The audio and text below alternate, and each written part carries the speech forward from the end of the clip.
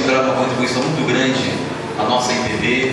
Às vezes eu não gosto que nós falamos, mas eu preciso falar, porque para que todos conheçam quem é o pastor Reverendo Augusto Nicodemos.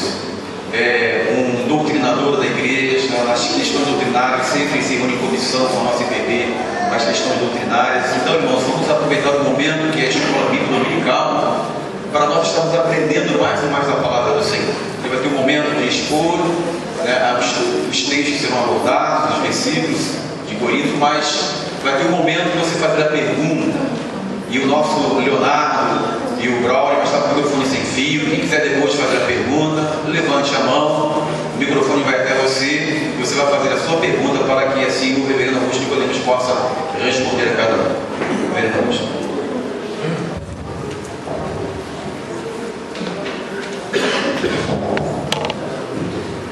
Meus irmãos, bom dia. Quero saudá-los em nome do Senhor Jesus. Dizer da alegria nossa em começar a semana junto com o povo de Deus, estudando a sua palavra. Para nós a semana começa hoje, né?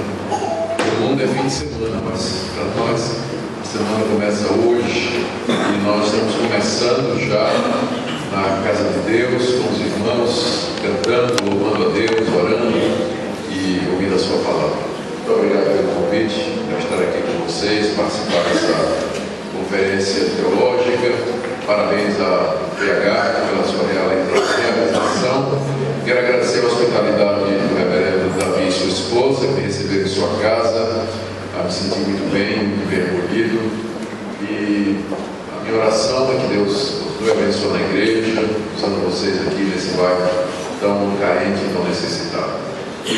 Bom, o meu tema nessa manhã é línguas e profecia. Deixa eu explicar o que é que estamos fazendo desde ontem, para bem os que estão aqui não puderam estar ontem aqui. Ontem eu iniciei uma série de estudos na primeira carta de Paulo aos Coríntios, procurando mostrar as dificuldades que aquela igreja estava passando e como o apóstolo Paulo indo para que ela resolvesse aqueles problemas. Então nós falamos primeiro das divisões que havia na igreja, capítulos de 1 a 4, e mostramos que havia 4 grupos lá. Esse aqui é um resumo, né, do que foi dado. Havia 4 grupos, a igreja estava dividida, rachada no meio, né, na verdade, em 4, e Paulo procura mostrar de que maneira eles deveriam procurar a unidade cristã. E ele fala do surgimento de grupos, da formação de grupos em torno de personalidades, e o ponto principal de Paulo aqui é que na igreja de Cristo não há lugar para o culto ao homem. A cruz de Cristo nivelou todos nós por baixo, somos todos iguais, carentes da graça de Deus. Não podemos dizer eu sou de Paulo, eu sou de Pedro, eu sou de Apolo, porque na verdade são pessoas, são homens que Deus colocou na igreja para o serviço dela. Depois nós falamos nos capítulos 5 e 6 sobre a falta de disciplina que havia na igreja no que tange a membros da igreja com problemas morais. Nós vimos o caso no capítulo 5 de um homem que tinha um caso com a sua madrasta, e a igreja sabia, a sociedade toda sabia, e a igreja não tomou providência para cuidar daquele problema de imoralidade. E Paulo então manda que aquela pessoa ela seja expulsa da igreja, para que haja purificação e com isso também aquela pessoa pudesse se arrepender. Havia também um caso de um irmão que estava processando o outro no tribunal, porque não havia na igreja sabedoria que pudesse resolver o problema entre irmãos. E Paulo está muito indignado que um irmão está processando o outro no tribunal de descrentes, quando aquilo poderia ter sido resolvido dentro da própria igreja. E terceiro, havia caso de prostituição também. Alguns irmãos continuavam frequentando os templos pagãos, de onde eles tinham vindo, onde havia a prostituição cultural ou a prostituição sagrada, uma mistura de religião e imoralidade. E Paulo então desenvolve aquilo que a gente chamou de teologia do corpo. O corpo do cristão foi dado para ser a habitação de Deus e tem um propósito elevado para a ressurreição dos mortos. Então nós devemos cuidar do nosso corpo para não usá-lo na imoralidade, mas preservá-lo em pureza. Depois nós entramos em 1 Coríntios 7, o tema é sexo, divórcio e novo casamento, onde Paulo, nesse capítulo, responde a perguntas a respeito desse assunto. E perguntas do tipo: o que é melhor, casar ou ficar solteiro? Eu já sou casado, posso me divorciar para servir a Deus? E se o descrente abandonar, como é que fica? E a situação dos órfãos, das viúvas, dos solteiros, o que é melhor para fazer? E Paulo então responde essas perguntas no capítulo 7, que nós vimos ontem. Eu sei que essa altura você já está dizendo: puxa vida, estou arrependido de não ter vindo, né? Mas parece que foi gravado isso. Está sendo gravado, vocês podem depois pegar. Eu fiz de propósito. Palestra 4, que foi a última ontem, foi sobre liberdade cristã. Orientações do apóstolo Paulo sobre questões que não são nem proibidas e nem ordenadas na Bíblia. Então, naquele campo cinza, onde não há uma definição bíblica a respeito, como por exemplo a questão de comer carne. Então, Paulo responde a várias indagações nesse sentido. Se dá para comer carne com os amigos em casa, sabendo que os amigos eram pagãos e que aquela carne iria ser oferecida aos seus deuses. Se podia comprar carne no mercado, sabendo que aquela carne talvez tenha vindo de um ambiente de espiritismo e de idolatria.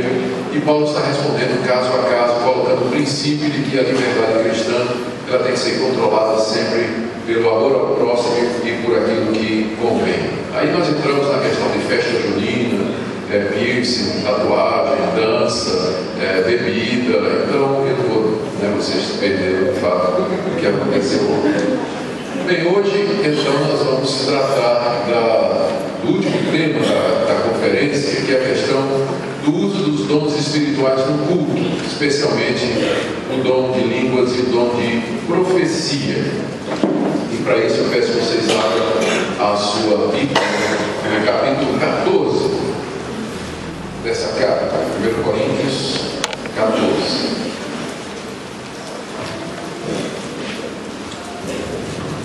Para a gente entender esse capítulo tão importante, é preciso lembrar a situação da igreja. O que estava acontecendo na igreja?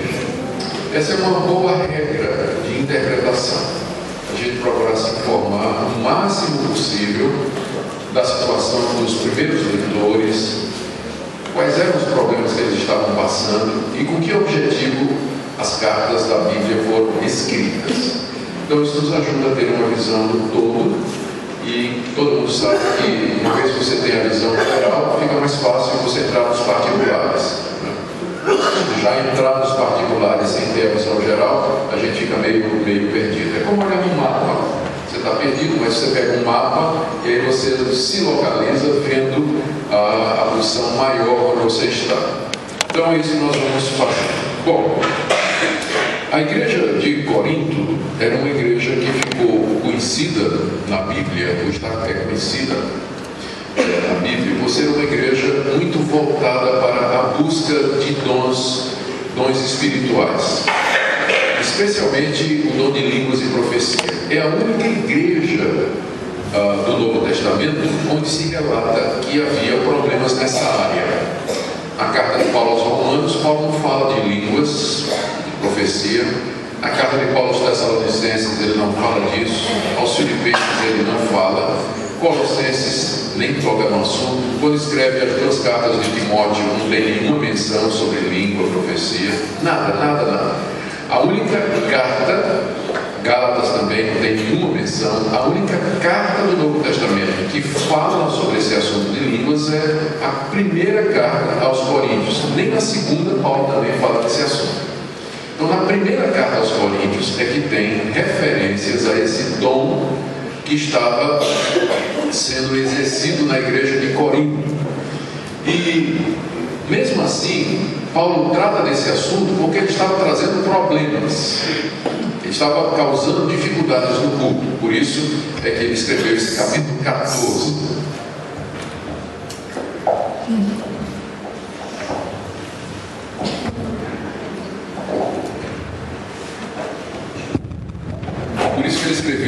capítulo 14, para resolver os problemas relacionados com o dom de línguas.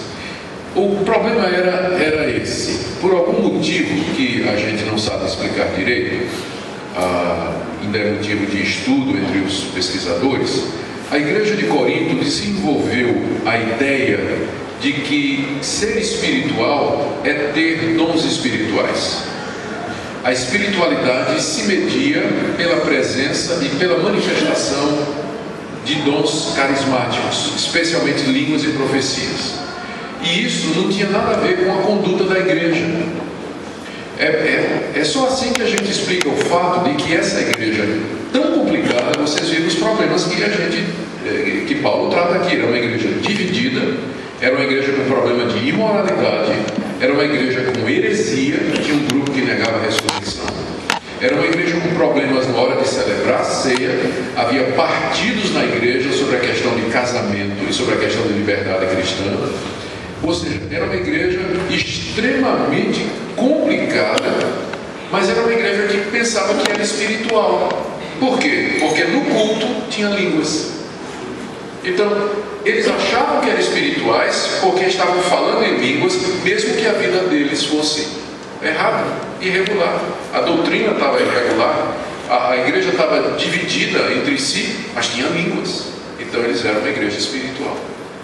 Então, eles pensavam que era uma igreja espiritual e se orgulhavam disso, porque durante o culto havia aquelas manifestações de línguas. Então, a gente já aprende aqui, só olhando essa situação, de que o fato de que existem manifestações carismáticas do tipo línguas e profecia, isso não quer dizer que a igreja é espiritual. A gente tem que separar as duas coisas. Uma pessoa, Judas, fez todos os milagres que os outros apóstolos fizeram quando Jesus mandou Judas com os 11 em missão pregar o evangelho e disse: expulsem demônios, curem os doentes, façam milagres, e Judas fez. Mas Judas não era crente, era filho do diabo mesmo, ele estava lá no meio, participou de tudo aquilo. Jesus disse que falsos profetas, eles fazem sinais e prodígios, e eles enganam as pessoas. No livro de Apocalipse fala de demônios que são operadores de sinais. Operadores de sinais. Então, a igreja de Corinto não tinha entendido de que determinadas manifestações ocorrem por diversas razões, diversos propósitos, mas elas não são um selo de que a pessoa que exerce essas coisas, ou a comunidade onde essas coisas aparecem, elas são de fato de Deus, que é o caso dessa igreja aqui de Corinto. Havia um dom de línguas lá na igreja, Paulo não está dizendo que não tinha, ele está só corrigindo o uso, mas era uma igreja carnal, era uma igreja com muitos problemas. Então já vamos separando as coisas. Espiritualidade não se mede por manifestação, espiritualidade se mede por santidade de vida. Andar com Deus, uma vida santa, uma vida reta, comunhão com Cristo, fazer a vontade de Deus, a boa doutrina, apego à Escritura. É por aí que a gente mede de fato a santidade e a espiritualidade de uma igreja, de uma pessoa. Se Deus quiser conceder manifestações a um ou outro, está na soberania dele fazer. Mas a ausência dessas coisas não quer dizer que o Espírito Santo não esteja lá e que ele não esteja trabalhando na santificação, que é muito mais importante do que as manifestações especiais. Então é o que a gente já aprende de cara aqui com esse fato de que Paulo escreve um capítulo para orientar a igreja sobre a questão das línguas, uma igreja que é uma igreja de fato complicada, né? Então você vê, a gente tem que aprender essas duas coisas. Bom, o coração dessa carta, da carta aos Coríntios, sobre esse assunto, é o capítulo 13, que é o famoso capítulo do amor, que eu vou pular, certo? Porque eu preciso me concentrar no capítulo 14, que trata da questão das línguas. Todo mundo sabe como é que começa no capítulo 13. Ainda que eu falasse as línguas dos homens, dos anjos, e não tivesse amor, nada seria. Ainda que eu tivesse conhecimento, todo o conhecimento de Deus, está falando do profeta, né? Ainda que eu fosse um profeta que tivesse todo o conhecimento de Deus, mas sem amor eu nada seria. Ainda que eu tivesse o dom da fé a ponto de remover montes, se eu não tivesse amor, nada seria. O que é que Paulo está dizendo aqui? Que essas manifestações, o dom de profecia, o dom de línguas e o dom da fé para realizar milagres, o amor é maior. Você pode ter todas essas manifestações, mas se você não ama sua esposa, não ama seu marido, não ama o próximo, não ama seu vizinho, não ama os irmãos da igreja, isso não vale nada, isso não faz de você uma pessoa espiritual. O que faz de você espiritual é o fruto do Espírito, que é amor. Fruto do Espírito, que é amor. Tem que fazer a diferença entre dom e fruto. O dom, ele pode acontecer ou não, e ele não significa espiritualidade, mas o fruto do Espírito, que é amor, esse sim é a marca da verdadeira atuação do Espírito Santo.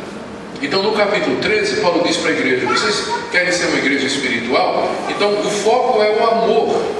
O amor é benigno, o amor é paciente, o amor não faz mal ao próximo. Um dia, tendo línguas, elas vão desaparecer, mas o amor permanece para sempre. Ele termina o capítulo 13 dizendo que o maior de todas estas coisas é o amor. E aí ele entra no capítulo 14 para tratar das questões práticas no culto da igreja relacionadas com o dom de línguas e também de profecias. Outra coisa que eu preciso lembrar aqui para vocês, dizer para vocês, é o que é que o apóstolo Paulo entende por profecia. O que era o dom de profecia? Para muita gente, profetizar é adivinhar o futuro. É você, ou adivinhar o que é que está acontecendo na vida dos irmãos no culto, né? É isso que para muita gente que é profecia. Essa não é uma definição exata da profecia bíblica. Se você pegar o Antigo Testamento, que é onde aparecem os primeiros profetas, o profeta era o enviado de Deus para exortar o povo no momento em que todas as outras instituições haviam falhado. Quando o rei, que era para ser um rei santo, ele deixava de governar em verdade. Quando os sacerdotes, que tinham uma lei, eles corrompiam o seu ofício.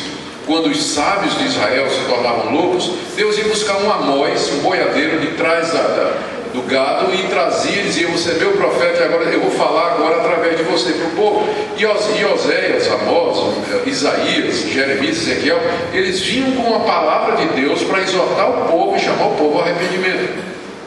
No meio da profecia, ele dizia o que é que ia acontecer no futuro. Se vocês não se arrependerem, Deus vai mandar um povo, Deus vai mandar os assírios, e eles virão e tirarão vocês aqui da terra. Então, até a predição do futuro que o profeta fazia estava relacionado com o ofício dele de exortar o povo. O profeta era um exortador, um homem da hora, que Deus levantava naquele momento para chamar seu povo de volta ao arrependimento. No Novo Testamento é a mesma coisa.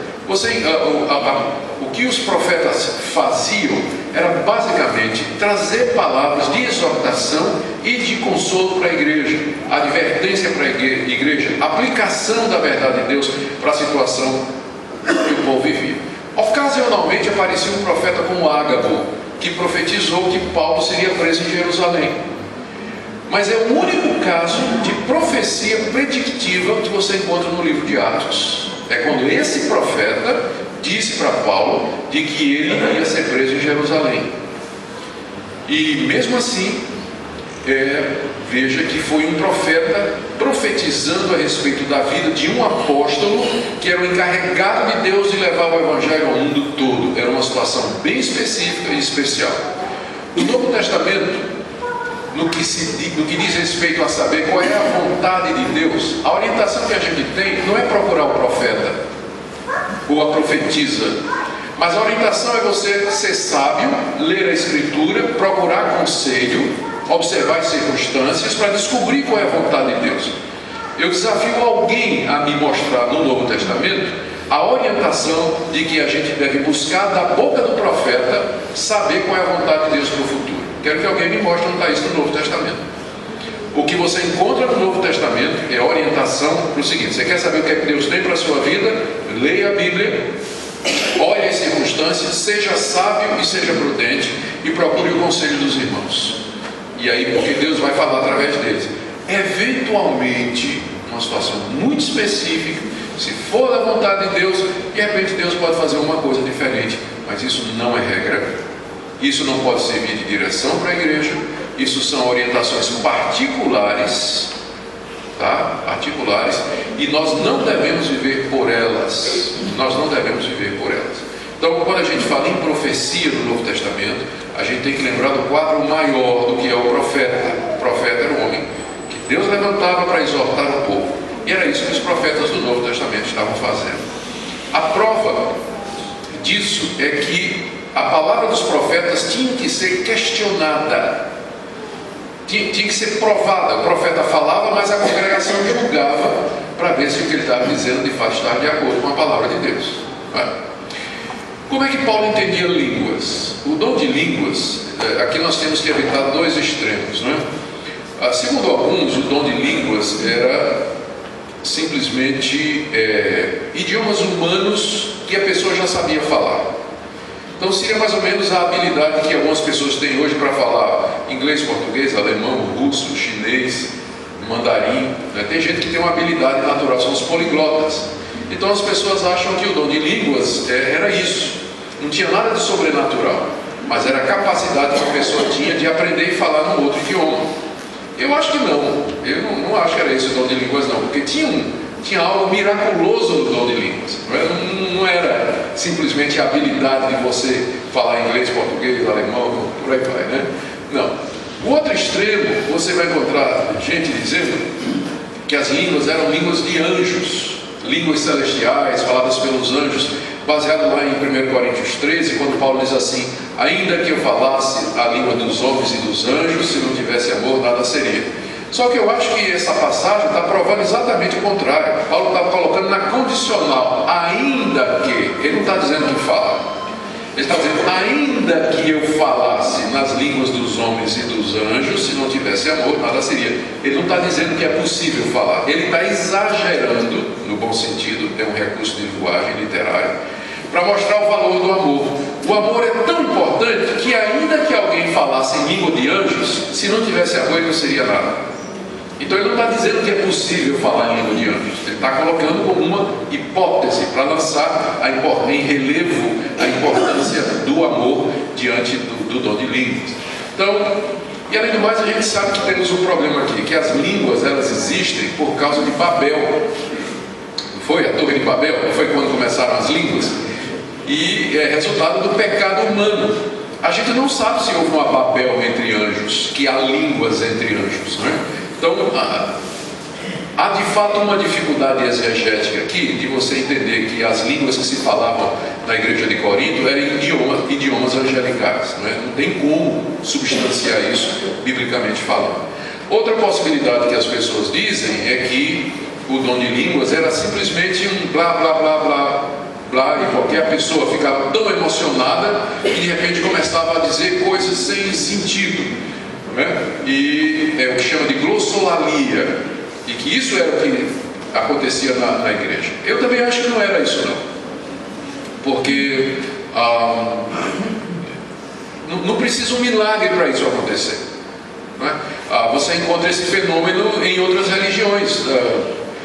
No mormonismo, por exemplo, há línguas que nós não queremos dizer que são de Deus, porque é uma seita, mas as pessoas de repente lá começam no Espiritismo há isso também, e nós não queremos dizer que essas línguas que são faladas no Espiritismo, elas são faladas pelo Espírito Santo. E a psicologia e outros estudos mostram que uma pessoa num determinado momento de crise pode chegar a um ponto de crise em que ela não consegue se expressar e começa a dizer um monte de sonhos, né? Então tem pessoas que querem dizer que é isso que acontece nas línguas. Na igreja de Corinto, as pessoas ficavam tão cheias de êxtase, de alegria, porque estavam na presença de Deus, que de repente começavam a dizer coisas sem sentido. Eu não acho que era isso também, não. Eu acho que era mais do que isso.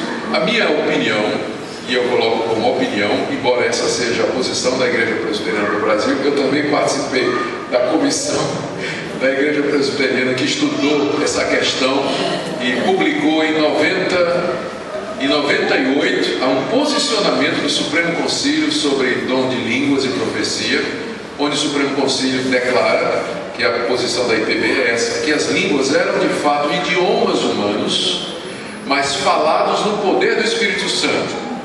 Ou seja, uma pessoa que nunca tinha aprendido árabe, de repente se via capacitada a falar naquela língua. Uma vez que o Espírito Santo deixou de agir naquela pessoa, ela não era mais capaz de falar em árabe. Então eram de fato idiomas humanos, mas falados no poder do Espírito Santo. Uma vez que o Espírito parou de agir, aquela pessoa não podia mais falar aquela língua, porque era de fato um milagre. Esse é o entendimento da Igreja Presbiteriana do Brasil, que eu acho que é o entendimento menos complicado, porque qualquer um dos outros vai criar um monte de problemas. Esse eu acho que cria menos, né? Porque o assunto não é de fato fácil. Então aqui, em 1 Coríntios 14, quando a gente for analisar, nós vamos partir desses pressupostos, que profecia era aquilo, que línguas é isso aqui que eu acabei de descrever, que os coríntios estavam querendo ser espirituais porque pensavam que falar em línguas era de fato a prova maior da presença de Deus entre eles.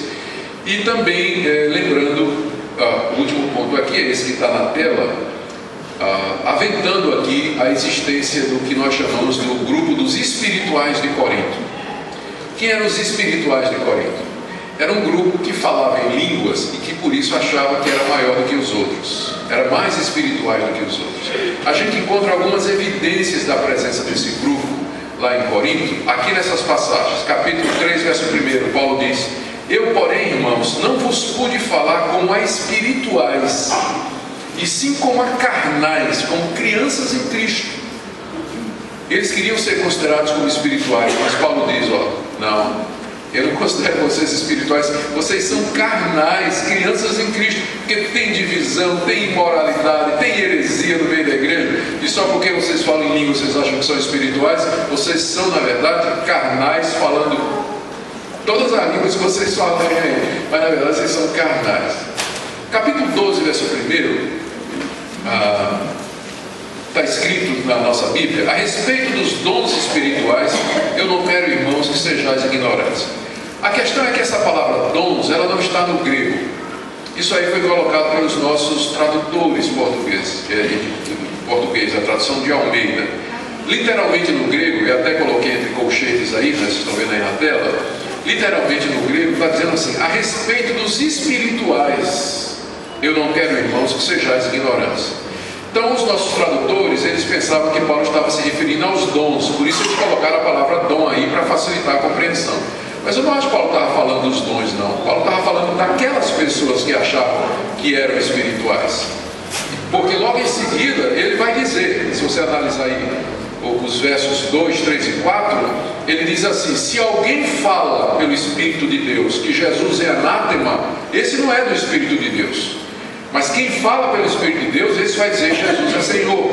Então Paulo está tratando de como identificar o espiritual, não tratando dos dons espirituais. Por isso eu acho, inclusive se alguém usa a tradução NVI, já vai ver que na nota de rodapé ela já coloca essa tradução sem dons, né, a respeito dos espirituais, como sendo uma tradução alternativa.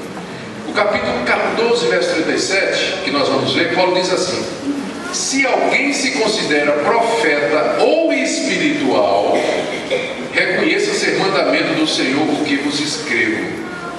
Profeta a gente sabe o que era, mas quem era o espiritual? Ora, só pode ser o que falava em línguas, não é? Que vem junto com o profeta. Então o quadro que a gente forma era esse, de que havia esse grupo na igreja de Corinto, especialmente do pessoal que valorizava as línguas e que falava línguas durante o culto, e que se considerava espiritual por conta disso aí. Então Paulo está dizendo: não, espiritualidade não se mede por isso, não é? E o que é que aqui, essa última coisa aqui que eu coloquei, quem era? Há uma sugestão aí dos estudiosos de que esse é aquele partido de Cristo. Lembra lá quando Paulo disse que tinha 4 partidos na igreja? Que eu sou de Paulo, sou de Pedro, sou de Apolo, e teve um grupo que dizia eu sou de Cristo. Então esse pessoal que dizia que era de Cristo é que eram os espirituais, dizendo assim: eu não me sujeito a homem nenhum.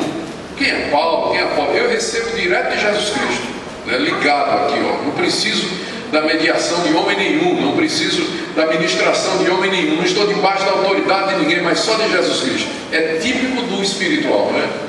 que ele despreza as autoridades, os mestres, os pastores, porque diz que ele recebe direto de Deus. Então, talvez esse grupo de Cristo que tinha lá era exatamente esse grupo dos espirituais, que era quem estava causando muita confusão lá na igreja de Corinto, né? Qualquer semelhança com os dias de hoje é mera coincidência. Bom, será, né? Será? O que está acontecendo no culto? Esse pessoal, antes de falar do culto, esses espirituais de Corinto, eles, talvez eles foram os opositores de Paulo, né? Diziam que falavam em línguas de anjos, ainda que eu fale as línguas dos homens e dos anjos. Talvez diziam que já reinavam sem Paulo. Aqui são algumas evidências que eu traria, mas eu não vou entrar muito nisso aqui. Aqui é um estudo mais profundo para documentar o que eu estou dizendo, né? Quais são o que é que a gente encontra na carta que prova a existência desse grupo e que eles eram de fato grupos espirituais e que eram opositores de Paulo. Tem aqui algumas evidências, isso fica aí. Se alguém depois quiser se aprofundar nisso aí, pode comprar meu livrinho, né? Eu estou aqui para vender livro, tanto é que eu não trouxe, né? Mas eu tenho um livro sobre isso, já vai na 5ª edição, pela Casa Editora Presbiteriana. O título é O Culto Espiritual, onde eu faço essa análise com muita tranquilidade. Aqui eu estou dando só, fazendo bem geral. Agora, qual a influência dos espirituais no culto? Que transtorno eles estavam causando? Primeiro, as mulheres espirituais parece que desejavam participar do culto nas mesmas condições de igualdade que os homens. Lembra que lá em 1 Coríntios 11 Paulo tem que tratar da questão do véu, que as mulheres não queriam mais usar o véu. A razão provável pela qual as mulheres de Corinto não queriam mais usar o véu, lembrando que naquele contexto o véu significava que elas estavam debaixo de autoridade e que, portanto, elas não podiam exercer autoridade na igreja. A razão por que elas queriam tirar o véu provavelmente era essa: nós temos os dons, mesmo os dons espirituais que os homens têm. Nós falamos em línguas, nós somos espirituais, por que a gente não pode exercer autoridade na igreja? Nós queremos ter o mesmo papel do homem. E aí elas queriam tirar o véu, que era símbolo de que elas estavam debaixo de autoridade. E Paulo então vai dizer: de forma nenhuma, vocês têm que usar o véu. Aqui no Brasil, se a mulher usa o véu, isso não significa nada, né? No máximo que ela é freira, né? Então, no nosso contexto e na nossa cultura, o véu não tem o mesmo símbolo que tinha na cultura do Antigo Oriente. Então, não se exige da mulher cristã que ela use o véu, mas o princípio é mesmo: a liderança da igreja está reservada ao homem cristão qualificado. Esse é o ponto. A manifestação externa naquela cultura era o uso do véu. Como aqui não faz sentido, não se pede das mulheres que usem o véu. Ainda bem, né? Ainda bem. Já que a espiritualidade se mede pelas manifestações carismáticas, eles acreditavam que Deus estava com eles até mesmo durante a celebração da ceia do Senhor. E é o problema também tratado no capítulo 11, Paulo diz que não. Mas o meu ponto aqui é que eles achavam que as línguas tinham prioridade no culto. Já que as línguas expressavam a presença de Deus, a chegada do reino de Deus, então o momento máximo do culto na igreja de Corinto era quando os espirituais começavam a falar em línguas, essas manifestações. E o que estava acontecendo? Falavam todos ao mesmo tempo, não havia interpretação, e isso era considerado como prioridade. E Paulo acha que não é assim. Paulo escreve o capítulo 14 para dizer que se as línguas não forem interpretadas, elas não devem ser usadas na igreja, e que no máximo duas pessoas deveriam falar em línguas. Tudo bem, 3. Na sequência e com interpretação. Então, Paulo dá uma regulada na igreja de Corinto, porque tinha essa visão errada a respeito das línguas e da espiritualidade. É o que ele faz no capítulo 14. Bom, que nós vamos analisar agora. Aqui tem 5 ou 6 princípios para o culto que Paulo coloca. Embora lá o assunto tenha sido a questão das línguas do culto e profecia, nós podemos tirar alguns princípios importantes para nós hoje. Na igreja presbiteriana nós não costumamos ter línguas. A posição da igreja presbiteriana do Brasil não é de que não possa haver o dom de línguas hoje. A igreja presbiteriana do Brasil, diz que não vê motivo para o dom de línguas hoje, porque esses dons cessaram desde o tempo dos apóstolos. Não há registro na história de que esse dom continuou em vigor. Mas não se pode dizer que Deus não possa dar esse dom quando Ele quiser. Só que se Deus der esse dom, a gente entende que Deus vai dar de acordo com aquilo que Ele revelou, que é um idioma humano, falado no poder do Espírito Santo, que no máximo fala 2, em sequência, e que tem intérprete. Então, nessas condições, a IPB, teoricamente, não teria problemas com o dom de línguas. Só que a gente não vê isso acontecer, né?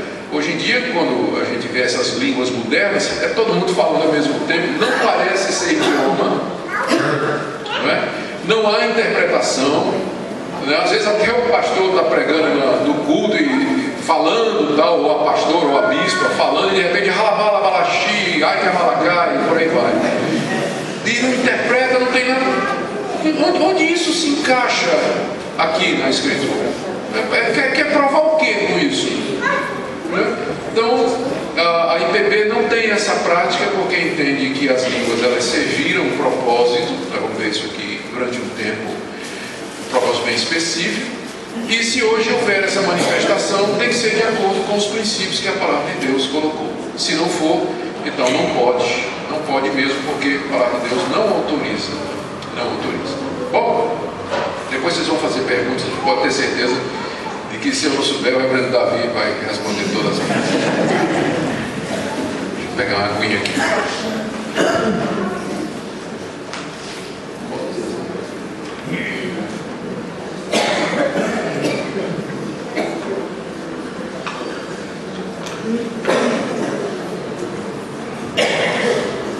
Deixa eu contar uma piada sobre línguas, posso? Tinha esse pastor presbiteriano que era muito amigo do pastor da Assembleia. Assembleia daquela que veio assim, de sapatinho de fogo para lá. Aí, um dia esse pastor da Assembleia convidou o presbiteriano para pregar. Aí o presbiteriano, não, eu vou pregar sim. Era na cidade vizinha, né? Cidade vizinha e tal, convidou para ele pregar de manhã e de noite, passar a noite.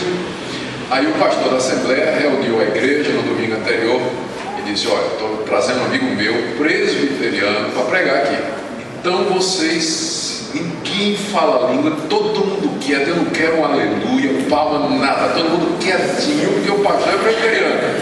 Então vocês se controlem durante o... Tá bom, pastor. Aí no domingo, né, o pastor presbiteriano acordou atrasado, né? Ele tinha que sair correndo mesmo, pegou a mala, do jeito que estava a mala, botou em cima do Fusca, né? Amarrou de corda e foi embora, né? Correu, chegou na hora do culto, estacionou o Fusca na frente da igreja, Assembleia de Deus, com a mala em cima, já saiu correndo porque estava na hora de pregar. Aí sentou lá no púlpito, e no púlpito ele podia ver o carro dele, né? Lá na frente com a mala. Aí aquele silêncio, né? O pastor dirigindo o culto, o pessoal todo se controlando lá, né? Aí chegou a hora da pregação, o pastor presbiteriano foi pregar, começou a pregar, e ele olha, aí chegam uns moleques começando a mexer com a mala. Ele pregando aqui, os meninos lá mexendo com a mala, querendo ter a mala de cima. E uma hora dessa, os meninos vão arrancar a mala, aí o pastor grita, ai que a mala cai. Aí a igreja, aleluia, glória. Pastor, cuidado quando você for.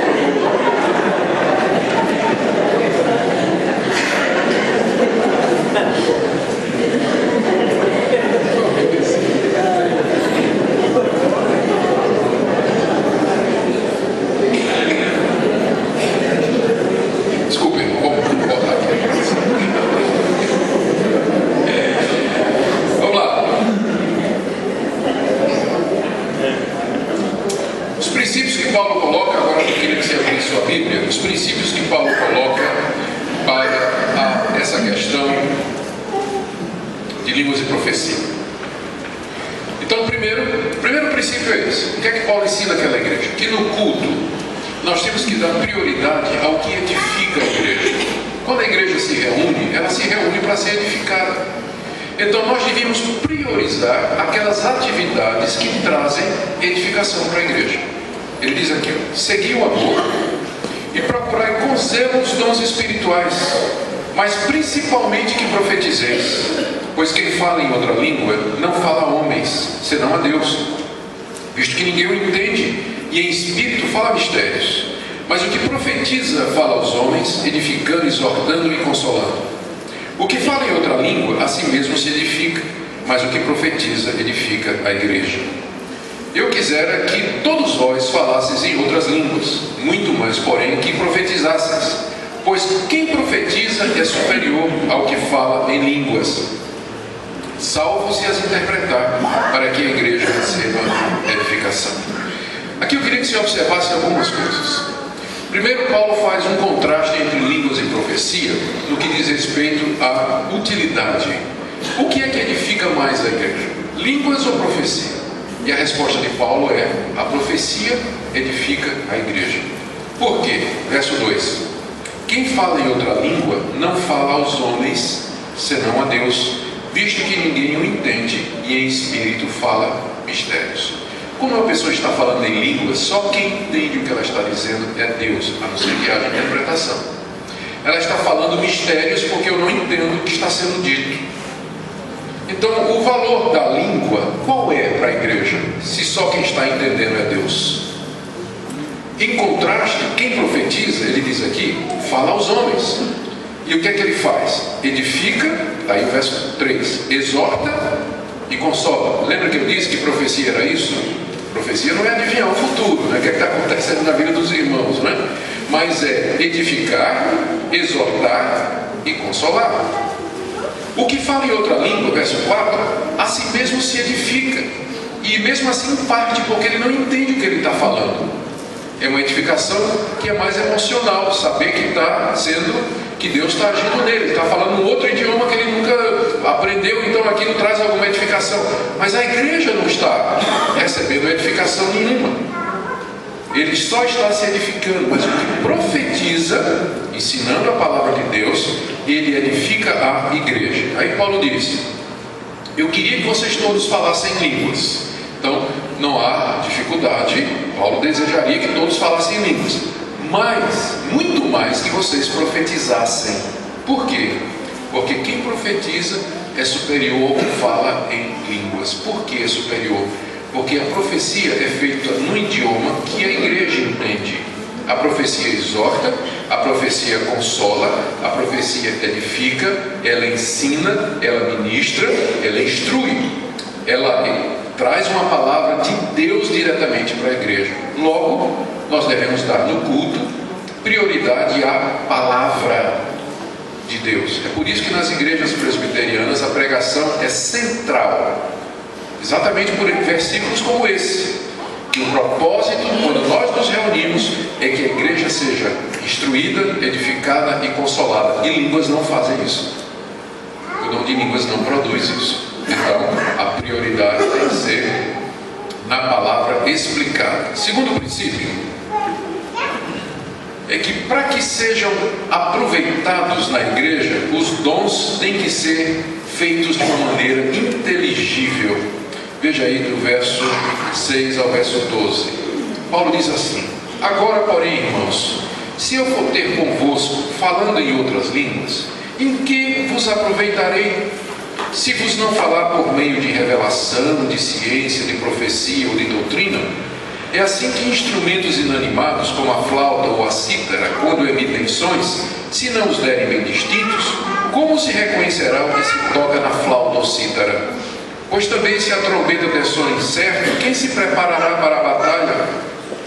Assim vós, se com a língua não disserdes palavra compreensível, como se entenderá o que dizeis? Porque estareis como se falasseis ao ar. Há sem dúvida muitos tipos de vozes do mundo, nenhum deles contudo sem sentido. Se eu, pois, ignorar a significação da voz, serei estrangeiro para aquele que fala, e ele estrangeiro para mim.